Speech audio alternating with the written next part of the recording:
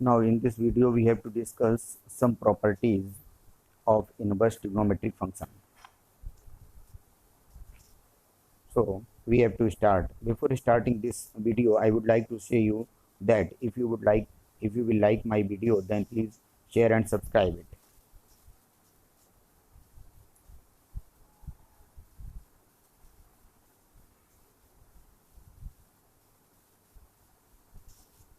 Now properties of inverse trigonometric function. If y equal to sine inverse x, then x equal to sine y. Y equal to sine inverse x, then we can write x equal to sine y. And if x equal to sine y, then we can write y equal to sine inverse x. So now two different properties.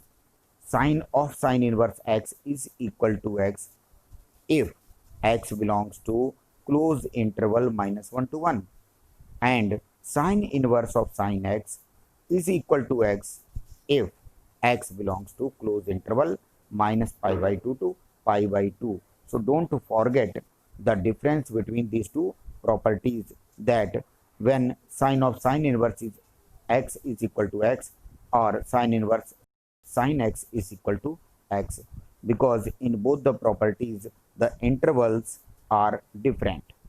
Okay, now we have to take next property. In next we have to see there are three properties, that is sine inverse 1 upon x is equal to cosec inverse x when modulus of x is greater or equal to 1. Second property is cos inverse 1 upon x is equal to sec inverse x when modulus of x is greater or equal to 1. And third property is tan inverse of 1 upon x is equal to cot inverse x when x is greater than 0. In these three properties we have to prove first one. After that you will be able to prove second and third property by yourself. So let us start first property. Suppose cosec inverse x is equal to y, means right hand side of first property, that is cosec inverse x is equal to y. So we can write x equal to cosec y, or 1 upon x equal to 1 upon cosec y, or 1 upon x we can also write cosec y is equal to 1 upon sine y, so it will be sine y. So 1 upon x is equal to sine y. So sine inverse 1 upon x is equal to y. Y was equal to cosec inverse x. So in this way we can write sine inverse 1 upon x is equal to cosec inverse x. So in this means similarly you can prove second property and third property also. After that we can take next three properties. Means in this way we want to see which properties are similar to each other. Now next three properties which are similar to each other we will take in next formula, that is formula number second. It has three parts. Sine inverse x, sine inverse minus x is equal to minus sine inverse x. X belongs to closed interval minus 1 to 1. Second property, tan inverse minus x is equal to minus tan inverse x, where x belongs to real numbers. Third property, cosec inverse minus x is equal to minus cosec inverse x when modulus of x is greater or equal to 1. Let sine inverse minus x equal to y. Only we have to prove first one, second and third you can do by yourself. Let sine inverse of minus x is equal to y, means left side of first property we can take it as y. So minus x can be written as sine y, or x can be written as minus sine y. Minus sine y we can write it as sine of minus y. So in this way x is equal to sine of minus y. Minus y is equal to sine inverse x. We can write it as sine inverse x, or y is equal to minus sine inverse x. Previously we have taken y equal to sine inverse of minus x. So minus sine inverse x is equal to sine inverse of minus x. In this way we have proved that sine inverse of minus x is equal to minus sine inverse x. Now we can take next type of properties, that is, again in this formula we have three properties.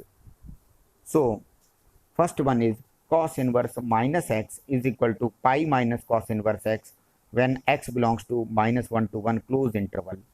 Sec inverse minus x is equal to pi minus sec inverse x when modulus of x is greater or equal to 1, and third one is cot inverse of minus x is equal to pi minus cot inverse x, x belongs to real number. So first we have to prove that first part.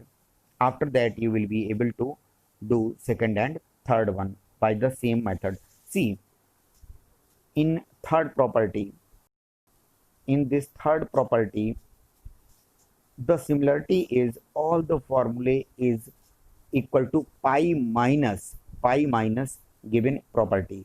But in second formula, all were equal to minus times of given formula. So then how it happens after completing it, means after the proof of this one, then we can, I will tell you what exactly what happens between these two. Now suppose left hand side of